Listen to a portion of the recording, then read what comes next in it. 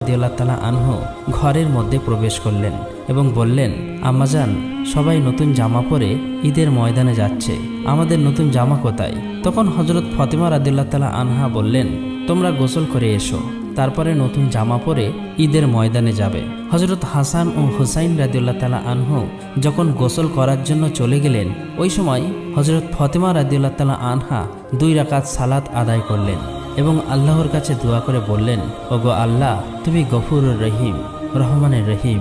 আমার কলিজার টুকরা 2 সন্তানের দুঃখ আমি সইতে পারি না।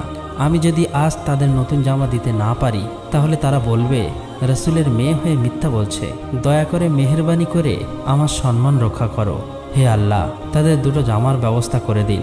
এই দোয়া করার সাথে সাথেই হযরত জিবরাইল আলাইহিস সালাম দর্জি বেশে 2টি জামা নিয়ে হযরত হাসান হোসাইনের কাছে হাজির হলেন এবং বললেন, এই নাও তোমাদের ঈদের নতুন জামা।